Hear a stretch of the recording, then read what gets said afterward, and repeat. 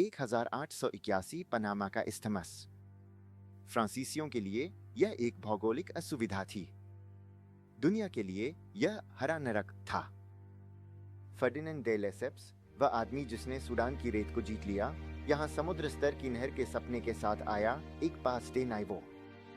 उसने पृथ्वी के माध्यम से एक साधारण खाई की कल्पना की जो अटलांटिक और प्रशांत को जोड़ती है। लेकिन पनामा मिस्र नहीं था। डे लेसेप्स ने भूगोल की अनदेखी की। उन्होंने स्थान की आत्मा की अनदेखी की जो पनामा में अप्रत्याशित चाग्रेस नदी और एक ऐसे मौसम द्वारा परिभाषित की गई थी जो हफ्तों में जूतों को पैरों से सड़ाकर गिरा देता था। 1889 तक फ्रांसीसी प्रयास विफल हो गया। उन्होंने केवल पैसे नहीं खोए, उन्होंने 22,000 पुरुषों को भी खो दिया। कारण एक रहस्यमय अदृश्य हत्यारा, अधिनियम 2 जैविक युद्ध। जब अमेरिकियों ने 1904 में प्रवेश किया तो उन्होंने कुदालों से शुरुआत नहीं की, उन्होंने विज्ञान से शुरुआत की। उस समय प्रचलित सिद्धांत मियाजमा था, यह विश्वास की खराब हवा या सड़ती हुई जैविक सामग्री रोग का कारण बनती है। लेकिन मुख्य चिकित्सा अधिकारी विलियम गॉर्गस को बेहतर पता था। कार्लोस फिनले और वाल्टर रीड के काम के बाद उन्होंने एडीज इजिप्टी और एनाफिलिस मच्छरों को लक्ष्य बनाया। यह प्रकृति के खिलाफ एक जलती हुई धरती की नीति थी। गॉर्गस ने स्वास्थ्य पर लगभग उतना ही पैसा खर्च किया जितना फ्रांसीसियों ने खुदाई पर किया था। उन्होंने पनामा सिटी के हर घर में धुआं किया। उन्होंने खड़ी पानी को समाप्त करने के लिए सड़कों को पक्का किया। 1906 तक पीला बुखार इस क्षेत्र से समाप्त हो गया था। इतिहास में पहली बार मनुष्य ने उष्णकटिबंधीय रोग को चुप करा दिया था। असली काम अंततः शुरू हो सकता था।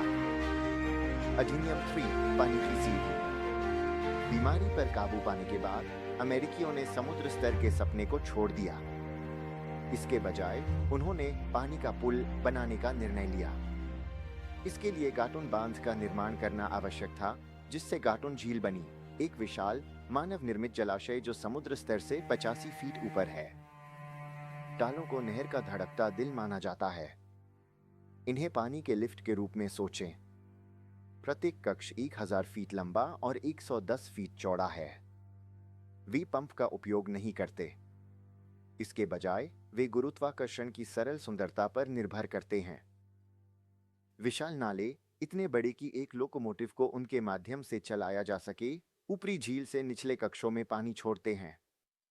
भौतिकी चौंकाने वाली है। 26 मिलियन गैलन ताजा पानी 8 मिनट से भी कम समय में एक जहाज को उठाने के लिए स्थानांतरित किया जाता है। यह औद्योगिक युग की एक हाइड्रोलिक कृति है। अधिनियम 4 क्यूलेब्रा कट। लेकिन झील और प्रशांत के बीच महाद्वीपीय विभाजन था, क्यूलेब्रा कट। इसे नरक की घाटी कहा जाता था। 7 वर्षों तक 6000 पुरुष एक संकीर्ण 9 मील के घाटी में काम करते रहे। शोर एक स्वभाव खोदकों की एक निरंतर बहरा करने वाली गर्जना और डायनामाइट की तालबद्ध ध्वनि थी। उन्होंने 100 मिलियन घन गज मिट्टी खोदी, इतनी मात्रा की पूरी मैनहट्टन द्वीप को 12 फीट मलबे के नीचे दबा सके। धरती ने प्रतिरोध किया। बार बार होने वाले भूस्खलन या टेरा इन्फर्मा अक्सर एक रात में महीनों की मेहनत को बर्बाद कर देते थे। भाप के खुदाई करने वाले मशीनों को पूरी तरह निगल लेते थे। लेकिन जॉर्ज गोएथाल्स के नेतृत्व में इंजीनियरों ने कभी भी हार नहीं मानी। उन्होंने बस फिर से खुदाई की। अधिनियम वी 1914 की विरासत। 15 अगस्त 1914। दुनिया महान युद्ध के अंधकार में गिर रही थी, लेकिन पनामा में मानव प्रतिभा की रोशनी अपने चरम पर पहुंच गई। एसएस एनपोन ने पहला आधिकारिक पारगमन किया।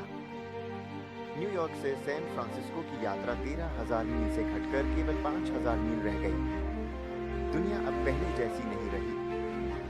आज पनामा नहर 20वीं सदी की मेहनती, असंतुष्ट, प्रयासरत आत्मा का एक प्रमाण बनी हुई है। यह सिर्फ महासागरों के बीच एक शॉर्टकट के रूप में नहीं खड़ी है, बल्कि इस क्षण का स्मारक है जब मानव ने तय किया कि कोई पहाड़ बहुत ऊंचा नहीं है और कोई दलदल बहुत घातक नहीं है जो प्रगति के प्रवाह को रोक सके।